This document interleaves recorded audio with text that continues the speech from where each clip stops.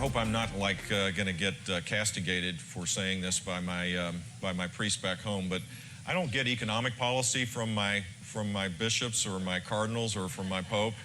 I think religion ought to be about making us better as people and less about things that end up getting into the political realm. So I'm a little skeptical about this. That is the talking point. Jeb Bush talking about Pope Francis and his new 184-page papal letter about climate change. Pope Francis's encyclical says climate change is man-made and that it's one of the biggest challenges facing humanity. He blames the rich countries of the world for spewing out too many greenhouse gases and ruining the planet. Here's a quote from one of the stronger passages, quote, "The earth, our home, is beginning to look more and more like an immense pile of filth. Frequently, no measures are taken until after people's health has been irreversibly affected." What does this mean politically? Well, this headline says it all. The GOP has a pope problem.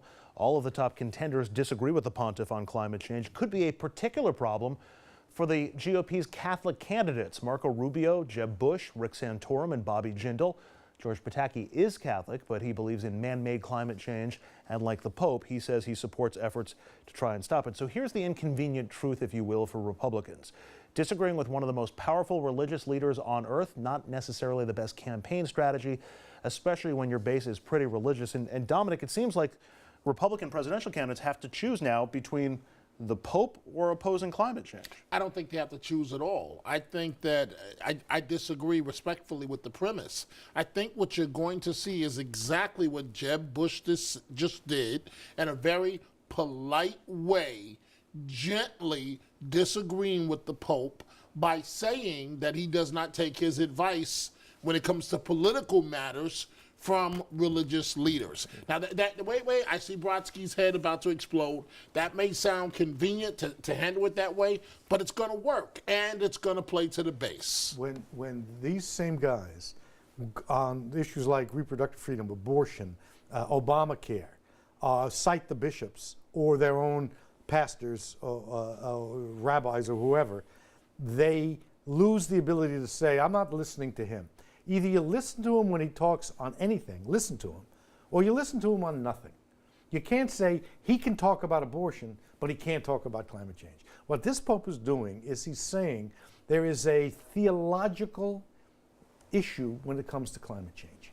Now, I'm not a Catholic. I'm not saying he's right. I'm not saying he's wrong.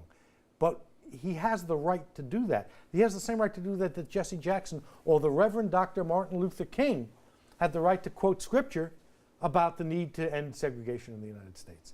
You can't gently and politely fob them off. They have a real problem because what's the problem? Voters are going to look at the Pope. And with the base, what's the problem? You can't win an election with the base.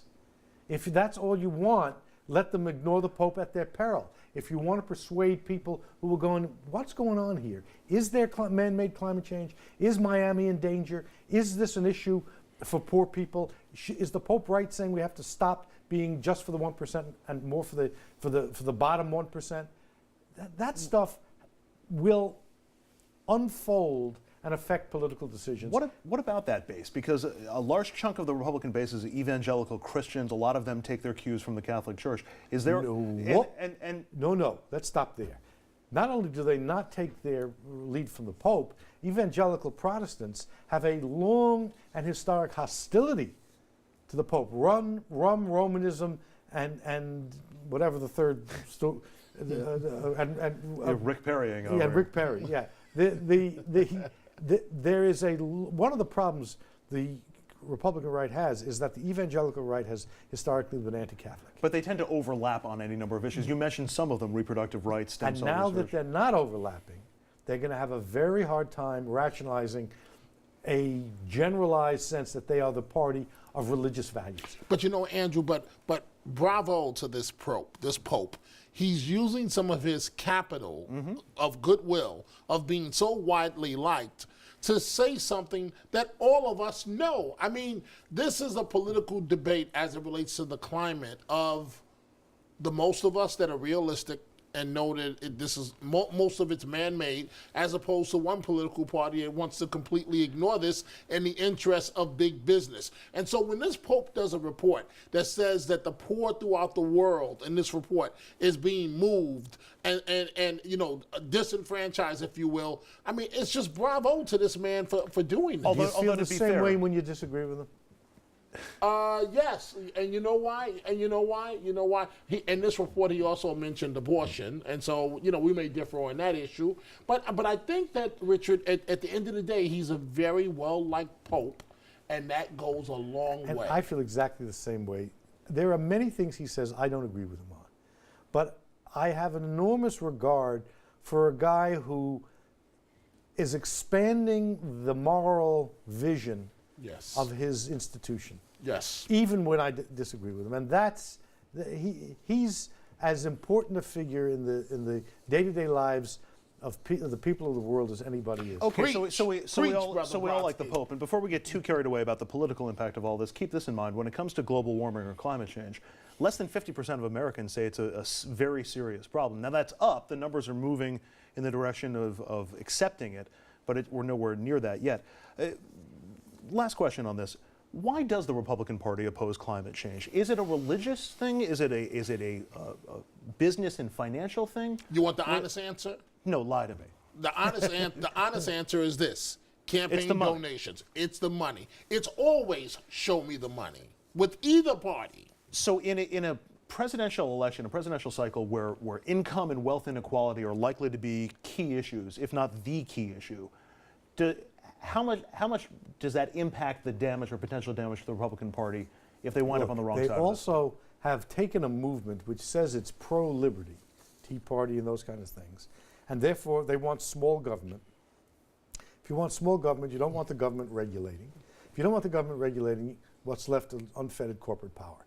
Now, I don't agree with that, but I do think that there is an ideological element to this that shouldn't be dismissed. They're wrong, and in many cases, big money, as Dominic says, has an impact, but they're also wrong in their ideology. There is a role for government in protecting us when other people are poisoning the planet, and that fight is worth fighting. And now the question is, are we wrong? And that's where we turn to you at home. We want you to get involved in the conversation. Head over to Facebook or Twitter and sound off on today's question.